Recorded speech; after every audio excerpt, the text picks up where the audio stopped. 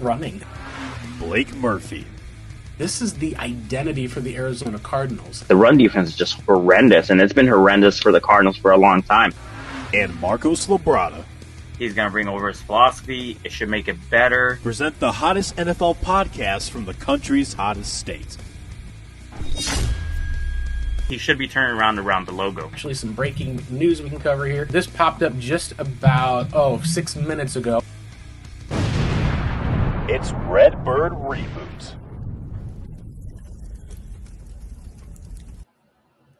Hello, Arizona Cardinals fans. Welcome in. This is the Redbird Reboot podcast on a rainy Saturday afternoon. I am Blake Murphy 7. We've got Marcos Labrada at Pancake Solar there. And Marcos, we did a sudden live show after the Cardinals gave away the Titans game earlier this week. We can kind of talk a little bit about some of the points we had, a little bit more time to dwell on what we actually saw as the Arizona Cardinals go out against the Titans, the, at the time, worst team in the NFL, a winless team that you had dominated for 3 quarters and ended up losing 22-21 off of a crazy bunch of plays. We'll talk a little bit about that, but for a lot of it, we're going to focus on where does the team go from here and taking a look at an upcoming opponent in week 6 that probably isn't going to be without Kyler Murray. Marcos, that seems to be the highlight of the news this week, is that Kyler, with his foot injury, has been practicing one day this week, but Jacoby's gotten all the starters reps. Would not shock me one bit if we end up seeing the backup out there as the starter for the Arizona Cardinals up against a 4-1 Colts team that, with Daniel Jones, has him playing like an MVP candidate. Wild reversal of fortunes, I think, for what people had expected the Cardinals to be this season, what they expected the Colts to be this season, and probably how these teams would be feeling heading into this matchup. Yeah, so the advantage that we had this weekend, guys, we'll be back to like our regular scheduled Wednesdays soon and whatnot. This week has been kind of like a microcosm of so many like conspiracy theories, so many takes, so many like wild, people from outside of the organization. I mean, I think a lot of us know that we saw Benjamin Albright have that podcast, of course. And, there's, if you go and you search just on YouTube itself, there's a lot that's been said about this organization. They are in the forefront, and they're in the forefront for pretty much like bad reasons, you can say. Because that game was just that bad. That loss was the one we kept telling ourselves before the week came around. We can't lose this game. It's just one of those that you just cannot lose. You have to win, and if you have to win, you have to win big, because that's how bad the Tennessee Titans were. And of course, in the fashion that we lost, now it threw us in the forefront of everybody else talking to us and saying, like, what's going on with this team? Like, is it not being led well? What's going on? What was that with Jonathan Gannon and what he did on the sideline with DeMarcado and whatnot? Should that even be allowed? A lot of people are putting out there saying, like, he done that to me. And then, of course, there's people saying, well, that's his right to discipline him, of course. And yeah, it's been there's been a lot of a lot of news going into this game, and of course, it's being topped off by the possibility that Jacoby Brissett might be starting. Yeah, absolutely. That's something that, when you talk about going out of the frying pan and into the fire, that's where the Arizona Cardinals are. The way that the Titans game went down was pretty easy. You were up 21-6 at the end of the second quarter. You did not then score a point the rest of the game. You had the opportunity with Emari DeMarcado running a 70-plus yard run. You had the opportunity to be able to get a interception that didn't go your way. And then you had the opportunity to get a stop, didn't go your way. You ended up having the ball get fumbled into, of course, the end zone. And you kind of had the feeling when the Cardinals were lining up with the clock running down, you were like, this is a conservative, defensive-minded head coach who's not going to risk the chance that there could be an interception, a bad play, a sack, fumble, whatever you wanted to call it. They ran the ball 3 straight times, including on 3rd and 9. They needed to get 2 first downs to end the game.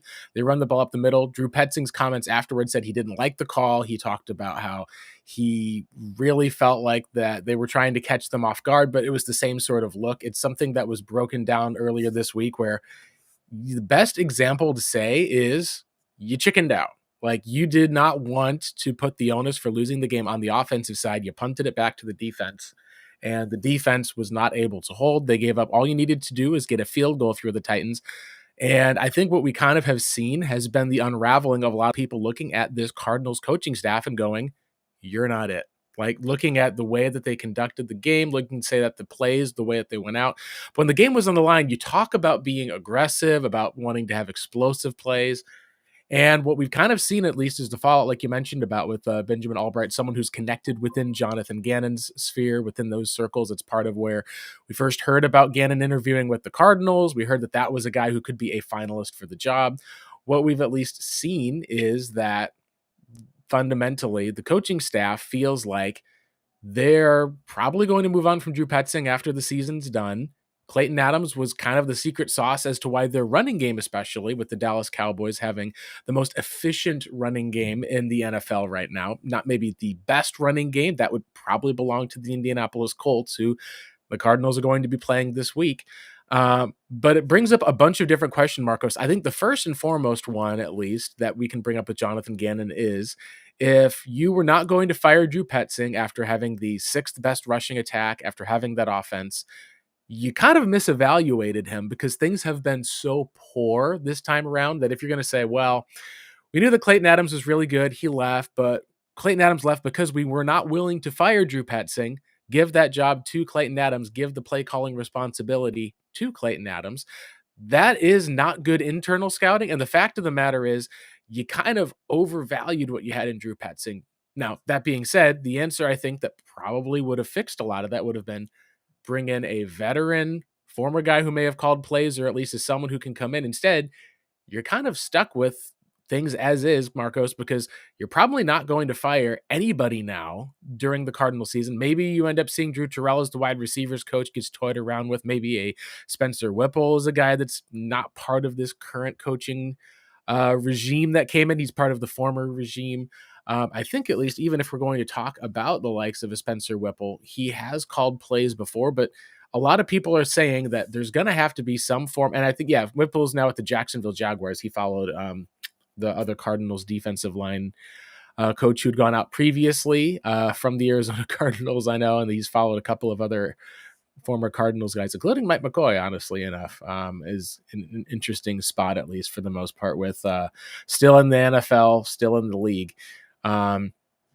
It just feels, Marcos, like a lot of Cardinals fans are looking for accountability, and a lot of Cardinals fans have just given up on the season altogether. And a lot of it seems to stem around this decision to roll things back with Drew Petzing.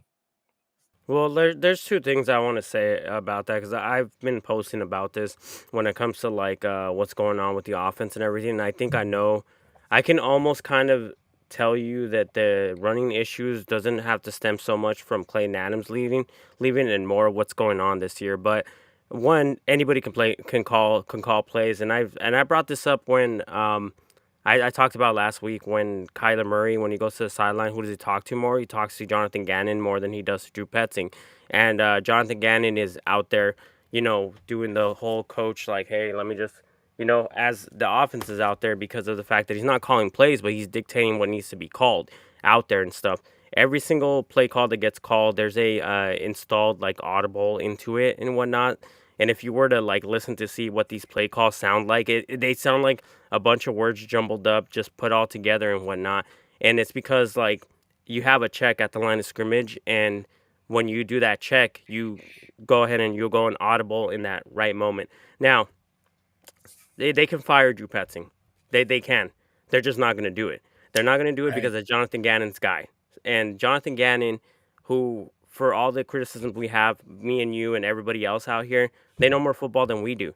And in that game, I remember watching a pro football, like I think it was a PFF show or whatnot, and they talked about that the last third downs in the fourth quarter and any type of passing down in the fourth quarter was either a holding call that held them back, it was a short of the sticks throw, or it was a crazy situation like the fumble hitting Kyler Murray's head Right. and then being recovered or whatnot. So and you Combination can of bad luck and poor execution. And so and people can say how much of that falls onto the coaching staff, how much falls on the quarterback. Well, we'll talk about the quarterback here in a second. For those of you who are looking to rip Kyler Murray, we will talk about the quarterback here in a moment. But that's where they were going to into that fourth quarter. They're thinking to themselves, okay, we got this possession left. Are we gonna want to call a pass play that'll either be short in the sticks and possibly tackled? You don't want to go out of bounds in that situation. You also want to just like run out the clock, but do we want a holding call screwing us in this situation and whatnot? So I think that's part of the mentality of trying to like run the ball. Like, hey, like yeah, if we don't get this first down, at least we choose some clock and whatnot. But that's still like not being aggressive. You still got to be aggressive. Right. Now, when it comes to the running game. And this is something that could be brought up with what Kurt Warner has said. And if you guys want to throw heat at me, throw heat at me at this. This is Kurt Warner's words. When he talked about attacking, he was a gunslinger, and that's what he said. You're talking to somebody who threw a lot of interceptions, right? Yeah, it's not a good thing to throw an interception, but he said that his mentality was, I want defenses to guard every gas of the field. I want them to know on any down basis that I'm going to threaten every single inch of grass out there, so that causes them to guard every single inch of grass. Well, in this situation where you're not really threatening downfield, defenses don't have to drop so hard. They don't have to sink in their coverage so much. They're closer to the line of scrimmage. So when you're calling a play, like let's just say you're calling it off a play action or you're just calling a run play off the shotgun, a lot of these guys are already walked up closer to the line of scrimmage because they're not expecting anything further than 5 yards to be thrown off the line of scrimmage. Just rally and tackle. Let's just go ahead and do that. That does not help the run game. So I think that's two of the factors that have changed from last year. If you guys don't believe me, look at the games from last year. Look at the times where they did threaten downfield, and look at the success they had with the run game. They say they complement each other. Run complements the run. The run complements the pass. The pass complements the run, and that's something that could be checked up on. And how do I know this? I've been watching a lot of film from last year just to see the comparison. What's going on with the offense last year, and what's going on with the offense this year, and where are the differences? And those are the factors that I've seen so far. I've, Yeah. I've even went a whole year back looking at the Lions, Washington, the Bills game and whatnot, giving them a look and seeing like, okay, what's going on here? And those are the factors I see so far. Yeah, the biggest factor that I've seen with the run game being different overall is that there's a huge push that the Cardinals were getting at the front of the line of scrimmage that's missing from this past year. Last year, the Cardinals were one of the top teams that were in terms of being able to get a huge push up the middle. A lot of that had to do with Will Hernandez being healthy. We saw at the Cardinals when they had Will Hernandez this week against the Titans, got a huge amount of push. Some of that's a talent aspect. We haven't seen that same level as far as being able to get that push ahead of the line of scrimmage. We've also seen James Conner probably took a step back from last year, got hurt. Trey Benson, the guy at least who seemed like he was going to carry the load, is also out and hurt. We saw that they were able to have a functional run game with Michael Carter, with being able to have Bam Knight scoring a touchdown, and even with the Amari DiMercado huge run, as we've seen Amari break off a couple of large runs. We also at least saw Amari DiMercado have the fumble before the goal line, which I've seen a lot of reactions. I think the biggest reason ultimately is you can look at it two different ways. And here's the way I would look at it. I think you have to look at it through the lens of a professional athlete who needs to cross the goal line and take a lesson out of Larry Fitzgerald playbook, which what would Fitzgerald do? Cross the goal line, flip the ball to the ref. He wouldn't flip the ball too early. He wouldn't, hold on to the ball at least, unless it was a 100th receiving touchdown or something like that. But the idea at least is this is your job. You don't need to showboat or celebrate. At least there is emotion that's in the game. But a lot of times, if you just take some of that emotion out of the game for the most part and just view it in that very business-like aspect, you're not going to run into some of these different issues. You're not going to get flagged. Like, it's one of those areas as far as culturally where we've seen that having a 75-yard touchdown is going to make emotion take place. The question was, is that a mistake that should allow a player to be cut? And I think that you can say that there's two ways to look at this. The first level is accountability. How are you going to have accountability for the player making that drastic of a brain fart? And then the second is, to what level of it is over punishing a guy who made a mistake, who's a young player, third string running back on a team? I think that you can argue both points consecutively. You can argue he should be cut, argue he should be kept. You can say, hey, he's going to not get any snaps for the first half of this Colts game. We're going to give Bam Knight a trial. I honestly think it does not matter what you do, so long as what you do is consistent with your culture. And what we've seen ultimately, I think, Marcos, is that I don't think we're going to see any punishment for Amari Mercado ultimately. Maybe there's a quarter he doesn't play, but the Cardinals need him because they don't have the capacity or the ability to just give Bam Knight, 25 carries in a game. If Michael Carter goes down, there's also going to be the level when it talks about just releasing a player. Someone else is going to pick up DiMercado, super talented third down back. Like, if this was a spot where you talk about Trey Benson doing it, would have gotten a lot of uproar, but you recognize he's a draft pick. He's not going to get cut. He's going to stay on the team. Now, when it comes to culture, one player we know for sure would not have done that across the goal line is James Conner, because that's the kind of character, the person. He's a culture setter. And that's part of what I think when we talk about this Cardinals team, fundamentally, we're not seeing it be this trickle down from the top sort of culture. Culture has to be built from the ground up. And that causes, I think, questions to me about the job that Jonathan Gannon is doing fundamentally, especially when it comes to Drew Petzing and this offense. When it comes to, are they keeping that culture that Jonathan Gannon wants to set? And frankly, Marcos, through the first 5 games, it feels like the Cardinals culture is we're going to run out there, punch teams in the face. And if we get punched back in the face, we don't have a counter punch. We're just waiting for one of our culture setters to make a play. And through the first couple of weeks, we've seen the first 2 games, they got away with it. The last 3, they have not. And this game, worst of all, it felt like in a lot of different ways, the culture that the Cardinals kind of had, we don't know if it's crumbled or not. We're going to see them play a very difficult game against a Colts team that could fundamentally has the opportunity to blow the Cardinals out if the Cardinals do not get after Daniel Jones, get after the stopping Jonathan Taylor on the ground, and being able to rally around their backup quarterback to be able to make consistent plays.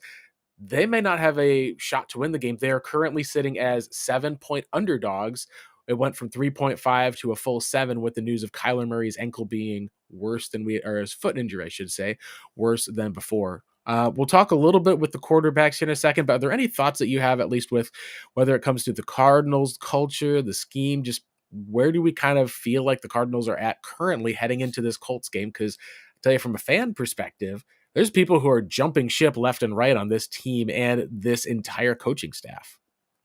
Well, I can say that on the defensive side, the culture is because you have those players on that side that are the punchers per se.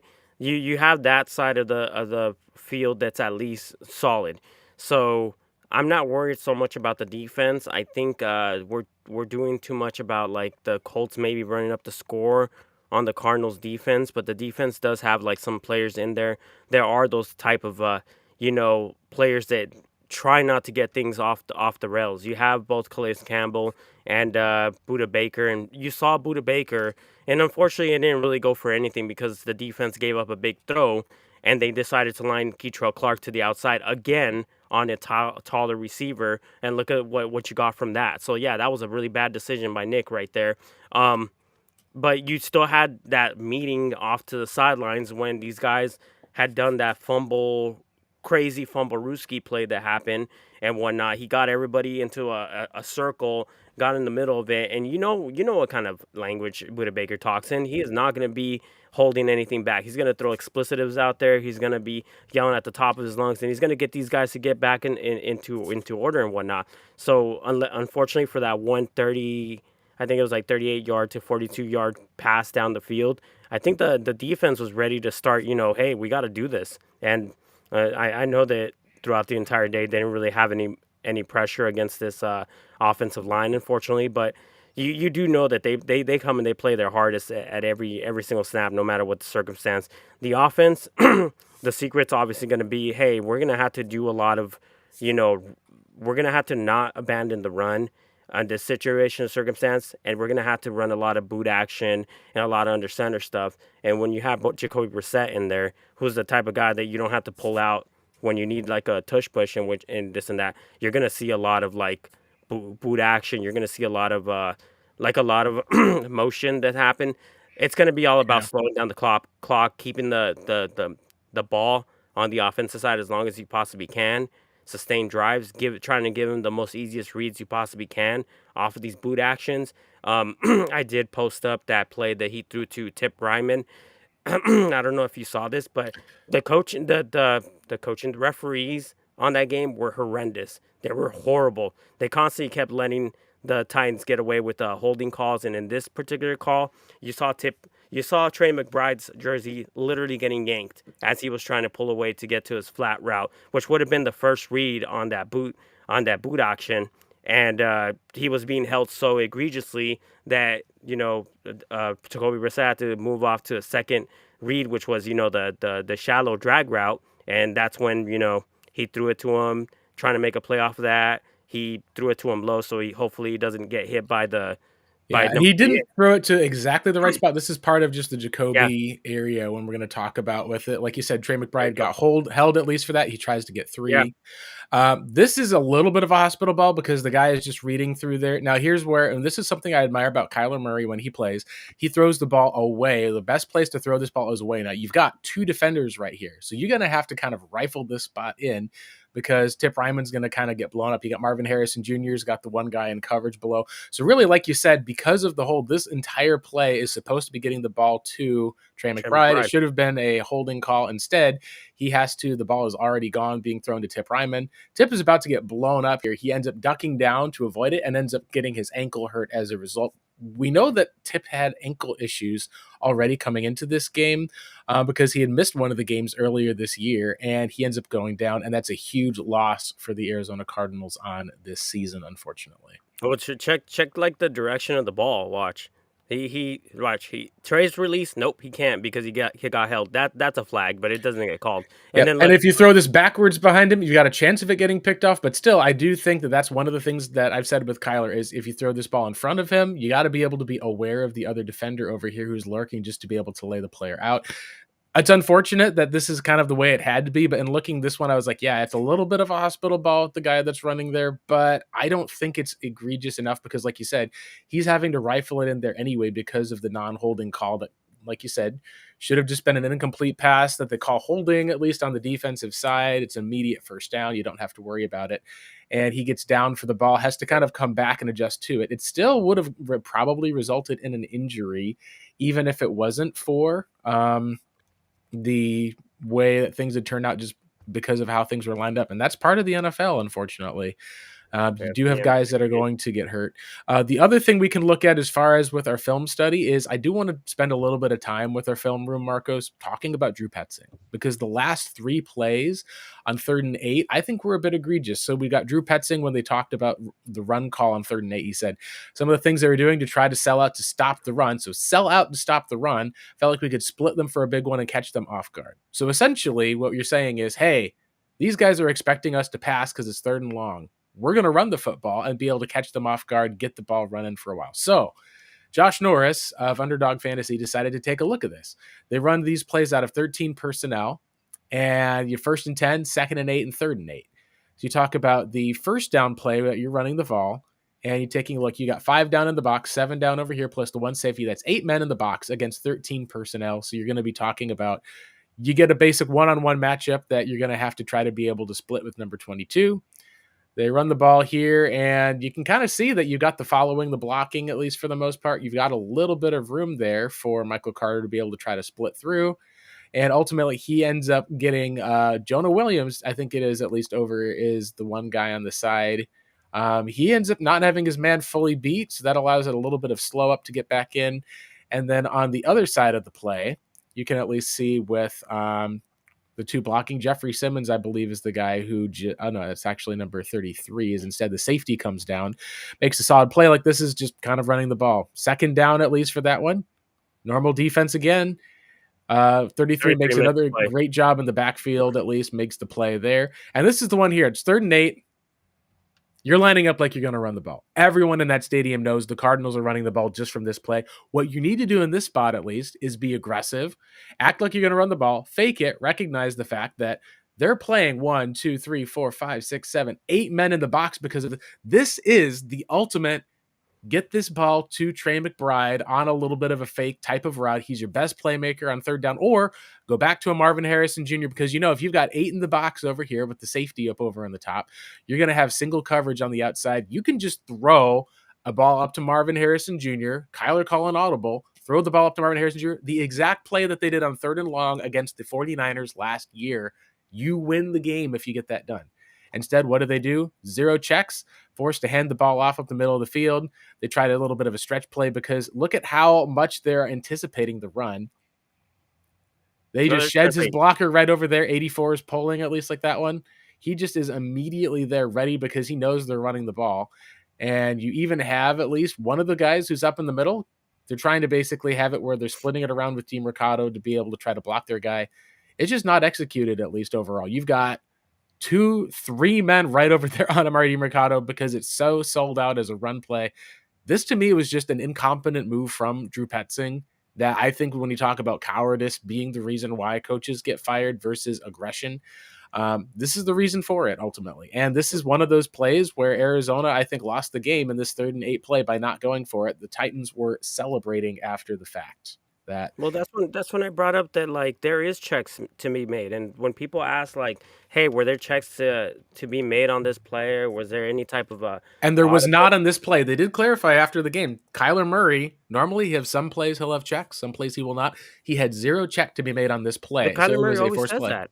Kyler Murray always says that. Every time he gets asked about like, "Hey, do you have any way to audible or anything like that?" He always says, "Trust the play," or "Hey, obviously he makes the play."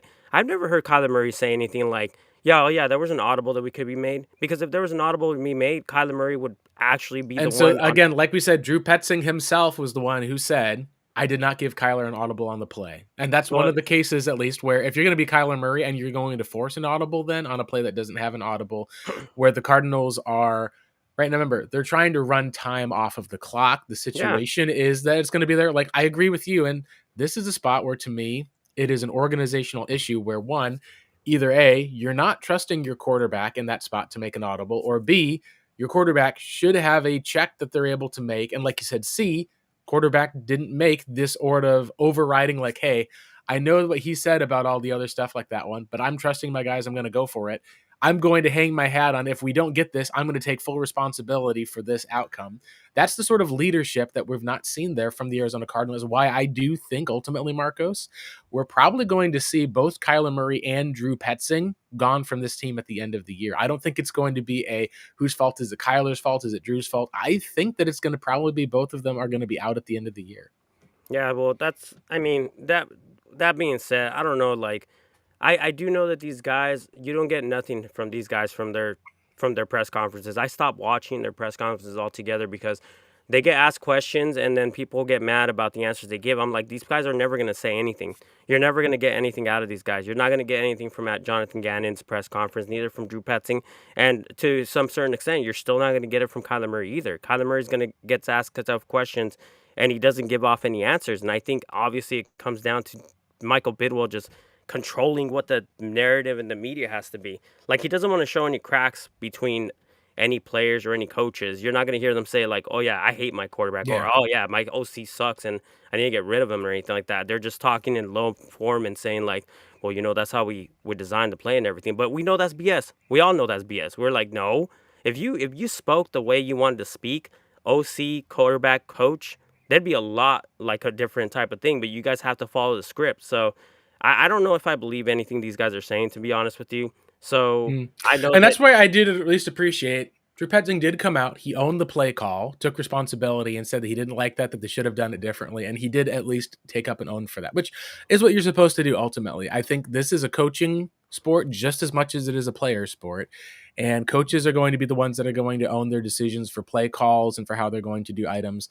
I think when it comes to, like you said, let's talk about the Kyler Murray issue. And that is if the Cardinals don't trust Kyler Murray to make these third down plays, or if Kyler Murray himself is like not taking some of these checks, because let's be real, there probably is a fear after last year in the Seahawks game that Kyler Murray has had of being in position to win the game and throwing a game-losing interception, where by handing the ball off and running, you don't have to, necessarily wear that. Kyler has done a good job this year of not basically having a aggressive mentality after the first quarter. There has been a lot that we can talk about, at least, of having some mistakes, whether there's a couple of different sacks or even in this game, what we got to see with a couple of different errors that Cardinals did that were probably on him.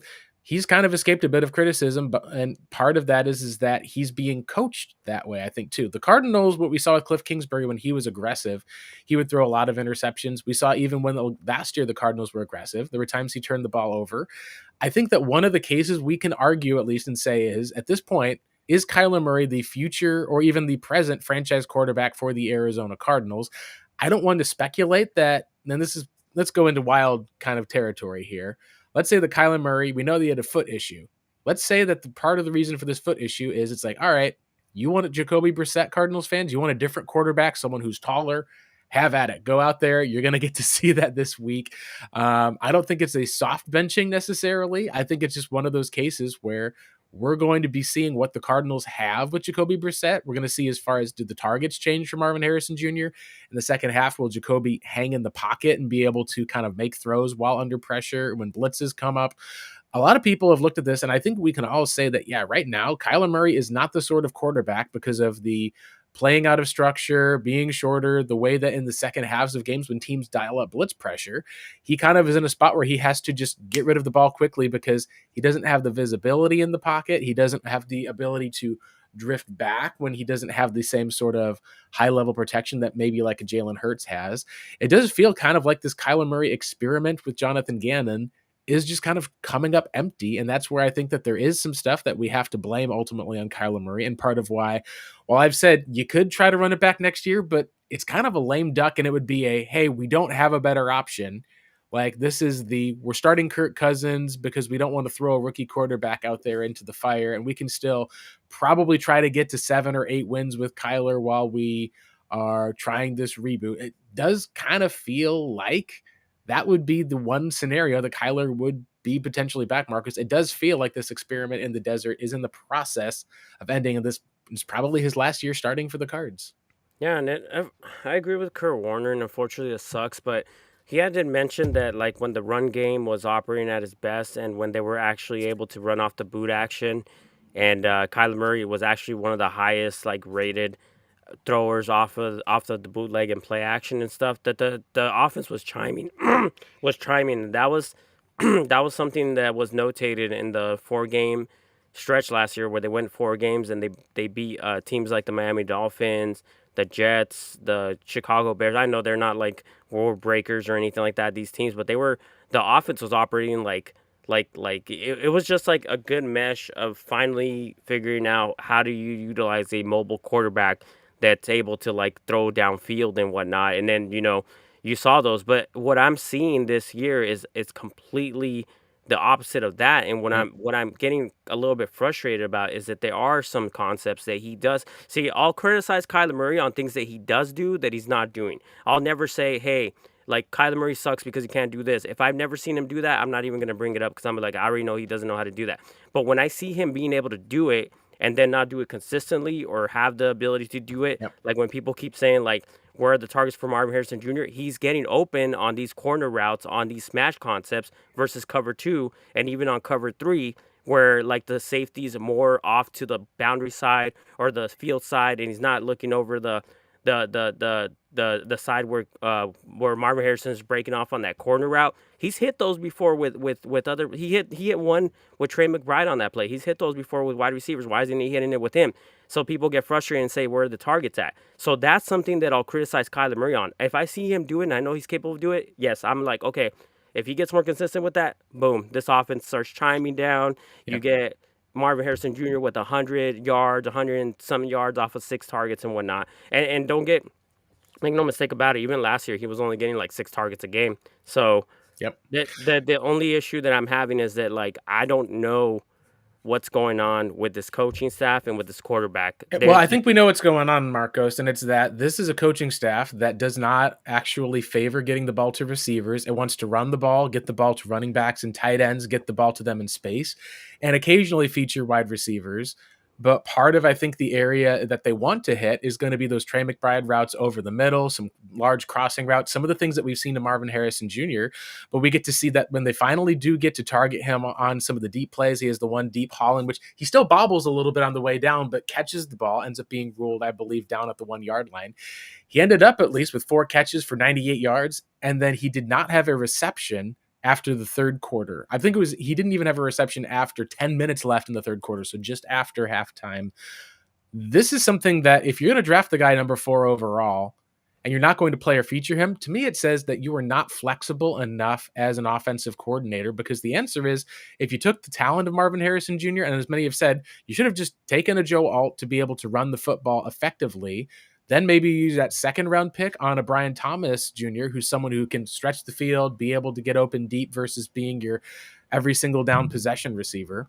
Like Marvez been intended to be for Arizona. It just is a place where I think fundamentally this isn't working between the quarterback, the OC, and I think that if you wanted to say that this is not the quarterback that Drew Petzing would want or to go through with, then let's see what Jacoby Brissett has. I would welcome the fact if Jacoby Brissett goes out there, throws for 220 yards, Marv ends up with 100 yards and a touchdown, and we get to actually see that some of the issues that we're running into with this Cardinals offense is simply throwing the ball short over the middle of the field in places where Kyler Murray's strengths don't have, or holding onto the ball, standing in the pocket, moving up a bit, and then being able to deliver a strike.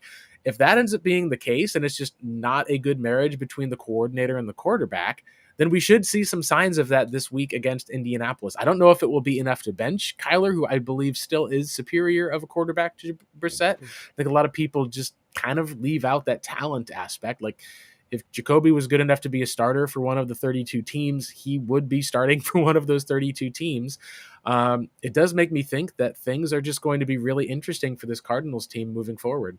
Yeah, well, my question for that is because a lot of people will say that the receivers aren't featured. Well, I'm looking at them running the same routes that their other receivers are running in every other league. I'm watching 70% of this West Coast run. Whitestone's philosophy is ran by the teams in the NFL. Everybody else is either like air raidy type, like short throws and quick throws to the open space and whatnot, like kind of like what Kyler Murray had with Cliff Kingsbury.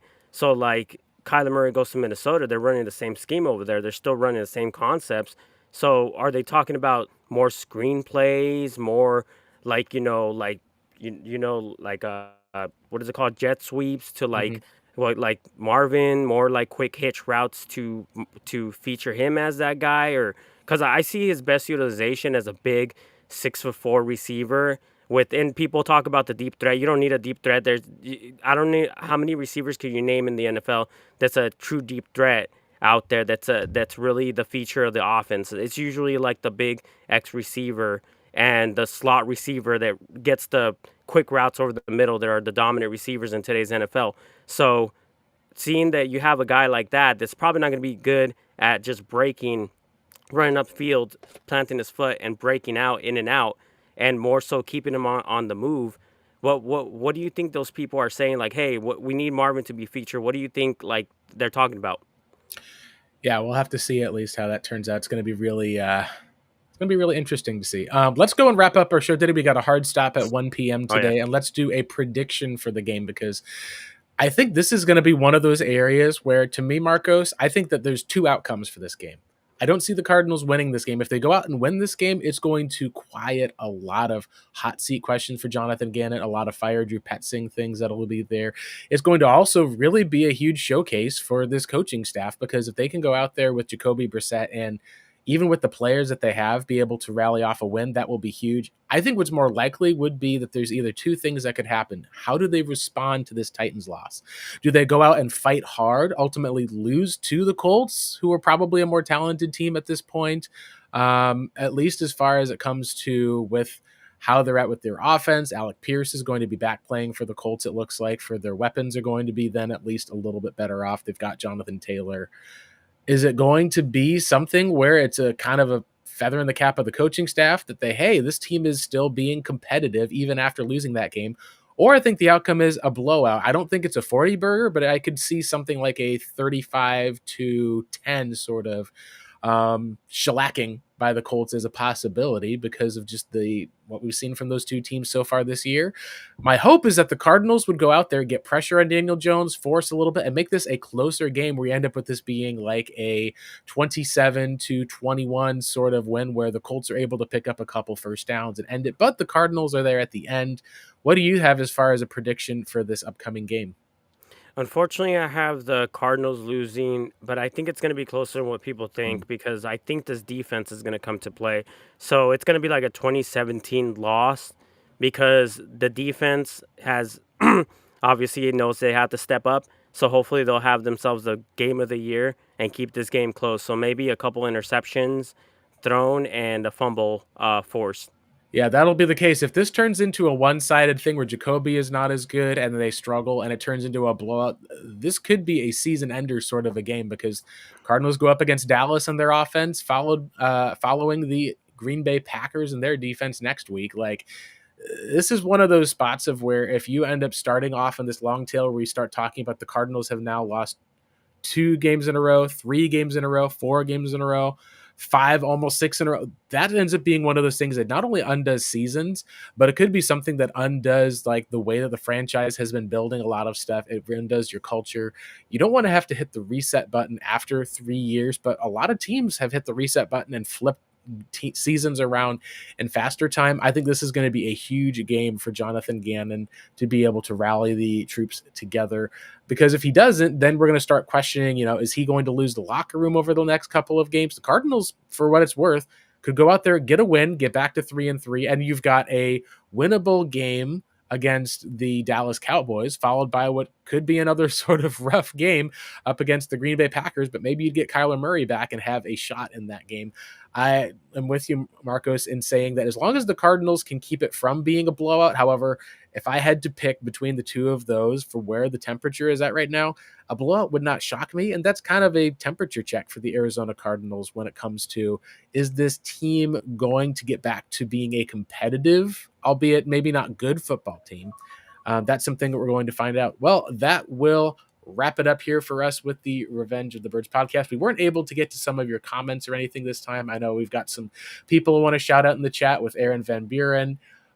Be able to shout out for some people like Dana, Mike Evans, at least. Thank you so much for tuning in. Joe I know on the chat too. Joe Como as well. Fearless leader, at least in the midst of all of that. So thank you guys so much for tuning in for the most part, at least. One last thing, at least, like we wanted to talk a little bit just about what would be a move that you could make. And this was brought up by Benjamin Albright on his podcast, or his sources or inside. One of the names to keep in mind if you are looking for the Arizona Cardinals and their next potential offensive coordinator, because I think by all means, most people at this spot, we know that it's probably not going to be Drew Petzing next year. The offense has struggled too much. You would need a huge turnaround. It's probably not going to be Kyler Murray next year. So regardless, the name Wes Phillips is one to pay attention to. Yes. He is the offensive coordinator for the Minnesota Vikings, a team which features their wide receivers such as Justin Jefferson having tons of yards there. It's in the Kevin O'Connell sphere, someone who's got connections because of the Vikings connection with Jonathan Gannon. If you wanted to argue to me and say, hey, we've got our fix for next year, we're going to use Jacoby Brissett as a starter, we're going to trade away Kyler Murray, use those draft picks, package them, trade up for a young rookie quarterback, and then bring in a guy in Wes Phillips who can feature wide receivers. To me, I would say that checks the boxes of what you're looking for. Maybe you end up being a stop for Wes Phillips on his way toward being a head coach. But if you were like saying, does that check enough boxes for you? For me, I think that it would hit the threshold. I know some people are not going to rest until Jonathan Gannon is gone and the whole coaching staff is just cleansed, including the likes of Nick Rallis. But that's something that I'm going to be guessing is a potential move that we could see should they decide to roll with Gannon for another season. Yeah, I would definitely go for Wes Phillips. I would go for him because of the fact that now that would pretty much just quell anything that people would say about like the system not featuring any type of wide receivers and whatnot. Because if you have Justin Jefferson being who he is over there, and you have an offensive coordinator who's calling the plays over there, then he comes over here, and then I'll give Kyler another chance with him. I would. Yeah. In the meantime, draft another quarterback, but give Kyler a chance with Wes Phillips, and then we'll see what we get. Absolutely. It's going to be interesting. We didn't even get to talk about Jonathan Gannon getting fined for the Amari DiMercato hit. My reaction to that was pretty simple, where the players union was reportedly going to get involved. Cardinals fined Jonathan Gannon, even though other owners were like, why are you doing that? Well, it's because they didn't want the players union to get involved to then start seeking issues or potential other areas for Jonathan Gannon.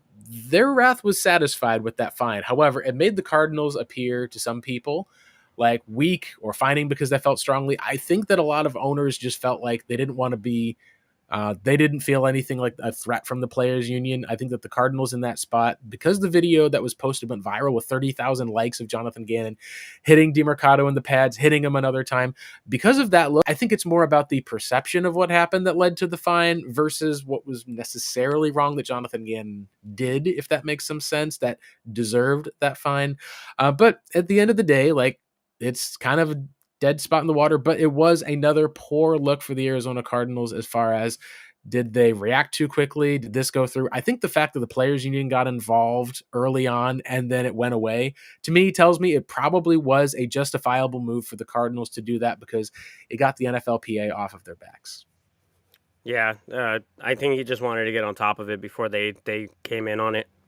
Absolutely. Well, that'll wrap it up for our episode. We'll be back here next week. Like you said, we'll probably be doing looking like a Monday recap followed by our typical Wednesday show. So for me and Marcos, guys, this has been the Redbird Reboot podcast. Marcos, if you want to shout out where our viewers on YouTube, where the listeners on the podcast can find our content and find you specifically, go ahead and shout it out for everyone to hear. You can find me at Pancake Soul on X, of course, and you can find me, of course, on the Cardinal Rule, where we have migrated to the channel. Absolutely. And I'm Blake Murphy 7. You can go ahead and follow me there. And yeah, this has been the Redbird Reboot podcast, guys. You guys have just been rebooted, which means it's time for this podcast to shut down. So thank you guys again for tuning in, and go Cardinals. We'll see you on the other side of Indianapolis. Have a good one, guys.